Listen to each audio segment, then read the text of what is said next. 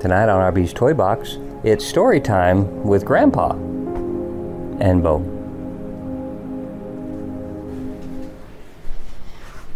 Tonight on story time, we're going to read a Star Trek story dealing with the Enterprise and the Klingons. Here with our book, The Prisoner of Vega, that I actually had when I was a kid. So let's get started with our story tonight. The crew of the USS Enterprise was on its way to planet Vega 3 to sign a treaty with the Vegans. Vega 3 had a large supply of corium, a rare metal used to build new starships. The United Federation of Planets needed corium. The Vegans were going to give it to the Federation. Captain James T. Kirk was busy at his command chair on the bridge. Chief Helmsman Sulu steered the ship while Lieutenant Uhura watched the view screen. Mr. Spock checked the dials at his library computer station. Spock was the only member of the crew who was not from Earth. He had the pointed ears of a Vulcan, and all the people of the planet Vulcan are very exact. "Captain," said Spock, "we will reach Vegan space in exactly 7 minutes and 36 seconds. Captain Kirk smiled. "Thank you, Mr. Spock," he said. "The ruler of Vega is an old friend of mine. I'll be very happy to sign the new corium treaty with her, but I'll be even happier to see her once again." All of a sudden, Uhura called to the captain. "I'm getting a message from Vega 3, she said. "Can you get us a closer look on the view screen?" asked Kirk. Uhura flicked a switch and the face of a beautiful woman filled the large view screen. "Starship Enterprise," said the woman, "we do not want you here. You have 2 hours to leave Vegan space forever. If you do not, we will blow up your ship." "I, Vandala, ruler of Vega 3, have spoken." Captain Kirk was very surprised. "I don't understand, Your Highness," he cried. "You asked us to come and sign a treaty. You said you were going to give us some corium."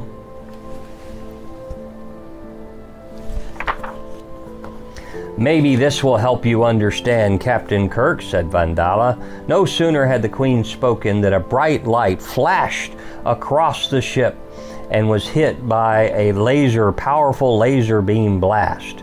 The view screen went black and the Enterprise crew hit the floor. Captain Kirk jumped to his feet and ran to the nearest intercom. "Red alert! Red alert!" he shouted, and the crew got busy at once. Chief Engineer Scott called to the bridge from the engine room. His crew was already making repairs. "Don't worry, Captain," he said. "We can fix all the damage." Next, Captain Kirk called Dr. McCoy in sickbay. "Is anyone badly hurt, Bones?" he asked. "A few men have cuts and bruises, Jim, that's all," answered Dr. McCoy. Then Kirk and Mr. Spock hurried to the transporter room. This is not at all logical," said Spock. "The Vegans do not like war, and they do not have weapons that could fight a starship, yet they have just attacked our ship." "Something is very wrong on Vega 3, said the captain. When they reached the transporter room, Dr. McCoy and Scotty were waiting for them. "We're going to beam down to Vega 3, said Captain Kirk. "We only have 2 hours to find out what's wrong. Scotty, you're going to be in charge while we're gone. If you do not hear from us in 2 hours, remember, 2 hours, check our coordinates and beam us back to the ship double quick."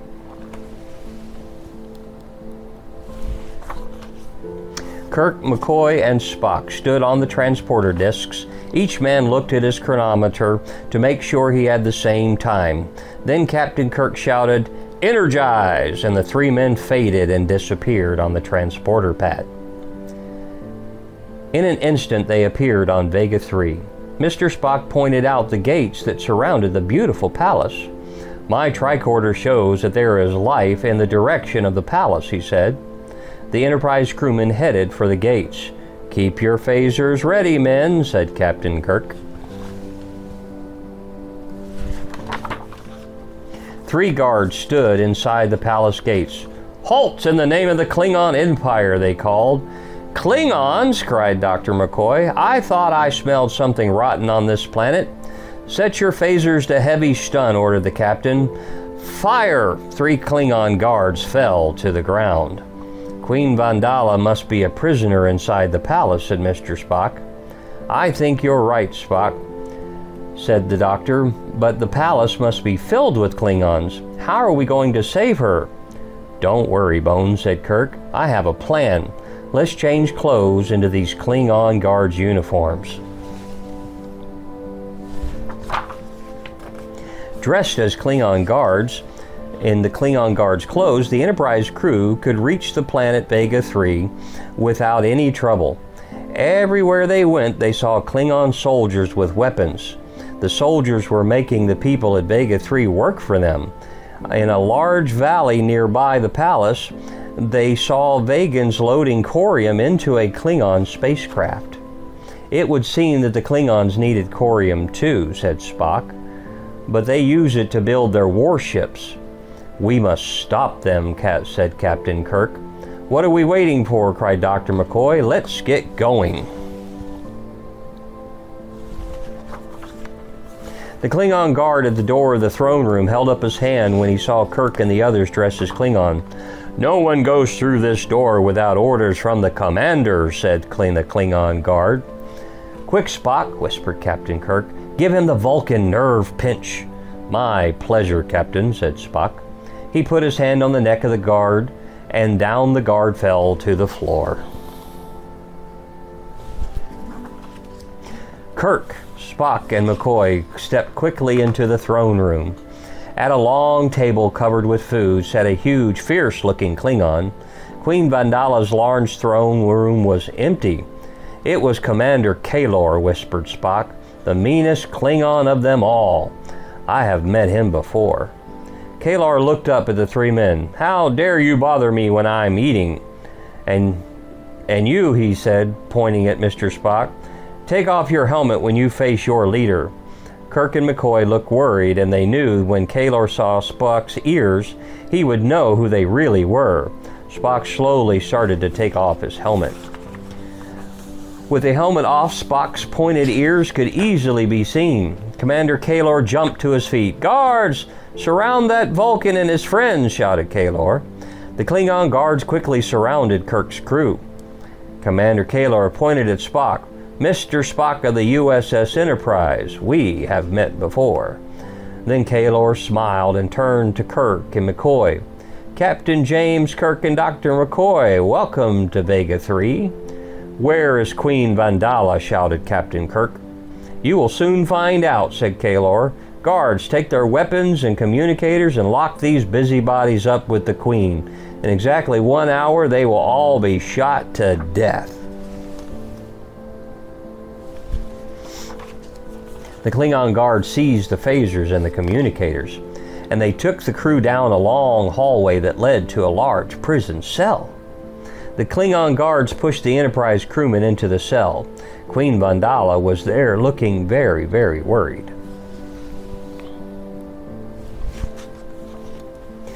The Queen jumped up and ran across to the captain. I'm sorry for what happened, Captain Kirk, she cried. We were getting ready for your visit when we got a phony signal from the Klingons. We thought their ship was the Enterprise, so we let them beam down. They attacked our people and took over the palace. There was nothing I could do against Kalor. We were a peaceful people. Don't worry, Your Highness, said Kirk. We know the Klingons and want your corium to build their warships. But I have a plan already. When I give the signal, let me say goodbye to my crew. You must stand next to Kalor. Do you understand? I think so, said the Queen.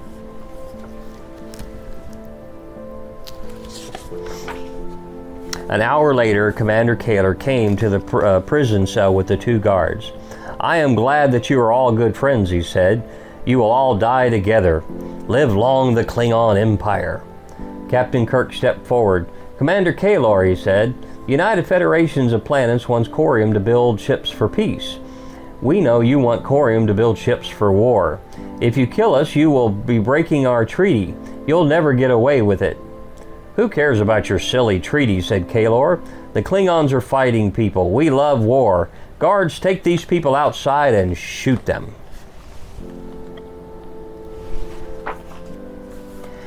The Enterprise crewmen and Queen Vandala were taken outside the palace. They stood in front of the firing squad. Commander Kaler got ready to give the order to shoot. Mr. Spock leaned over and whispered in the captain's ears, "Just 3 minutes and 40 seconds before Scotty beams us back to the ship," he said. "Wait, Kaler," Captain Kirk shouted. "Let's make a deal. You want the corium and we want to live. Promise to let us go and I will show you our new secret way to mine corium. It will save you a lot of time." Dr. McCoy could not believe what he was hearing. "Jim, you can't mean that." He grabbed the captain's arm. Mr. Spock put his hand on Dr. McCoy's shoulder. "You should know by now, Doctor," said Spock, "that the captain always means what he says." Queen Vandala looked at the captain. "Jim," she said, "I thought you were my friend." Captain Kirk held the Queen's arm. "Well, Kaler," said Kirk, "do we have a deal?"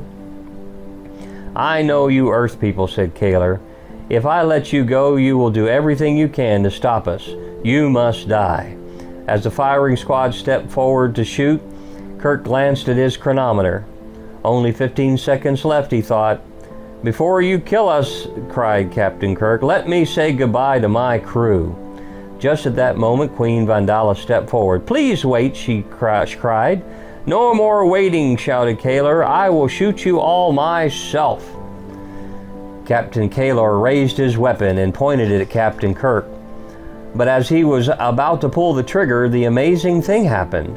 Everyone, Kirk, Spock, McCoy, Vandala, and Kaler, vanished into thin air. Seconds later, they found themselves on the transporter on board the Enterprise. Security guards grabbed Kaler on the double. "Good work, Scotty," said Captain Kirk. "You beamed us up just in time. Guards, put Commander Kaler in the brig until we can drop him off on the prison base on Starbase 2.